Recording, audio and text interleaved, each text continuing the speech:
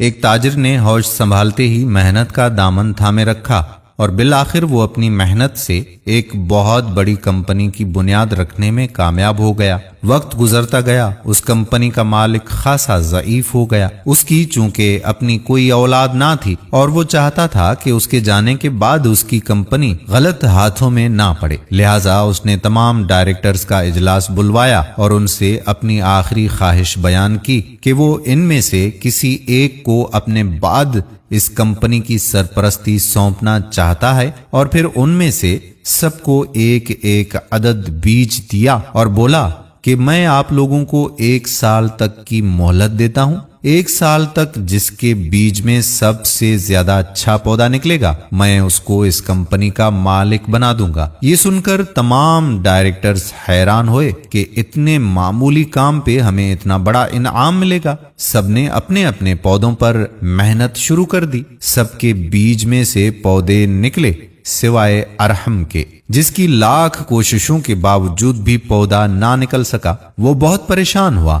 اس نے نیا گملہ خریدا اور پھر اس نئے گملے میں بہترین کھاد ڈالی، اس کو روز پانی بھی دیتا رہا۔ غرض اس نے ہر طرح سے اپنے بیج کو سنبھالا مگر اس میں سے پودا نہ نکل سکا۔ ارحم بہت مایوس ہو گیا مگر اس نے ہمت نہ ہاری۔ وہ روز آفس سے آتا اور کئی گھنٹے اس گملے کے ساتھ لگا لیتا مگر اس کے کچھ ہاتھ نہ آیا۔ ایسے میں ہی 1 سال گزر گیا۔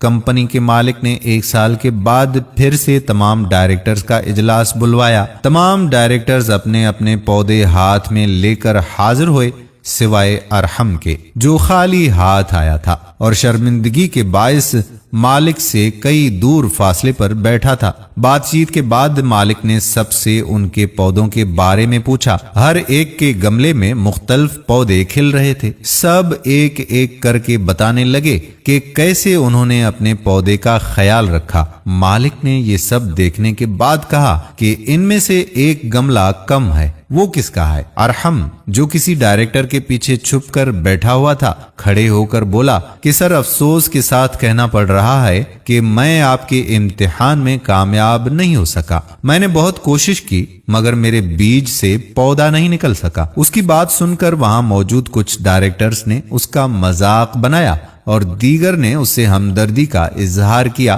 مالک اس وقت کچھ نہ بولے۔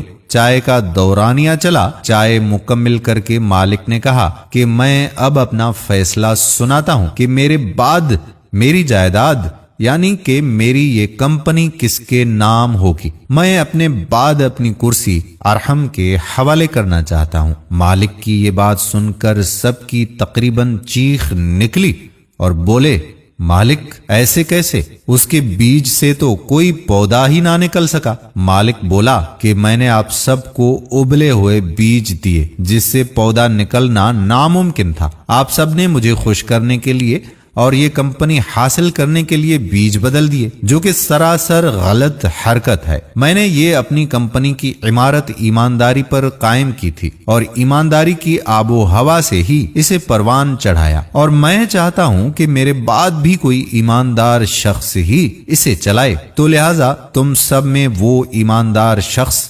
ارحم ہی ہے۔ یہ سن کر ارحم بہت خوش ہوا کیونکہ اسے اس کی ایمانداری کا صلہ مل چکا تھا۔ دوستو، کبھی بھی امانت میں خیانت نہیں کرنا چاہیے، کیونکہ ہم دنیا کی نظروں سے تو چھپ سکتے ہیں مگر اللہ تعالی ہر جگہ اور ہر وقت ہمیں دیکھ رہا ہوتا ہے اور وہی بہتر فیصلہ کرنے والا ہوتا ہے۔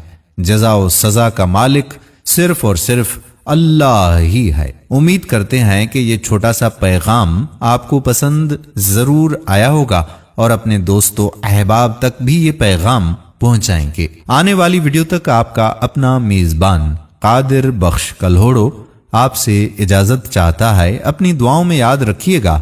اللہ نگہبان۔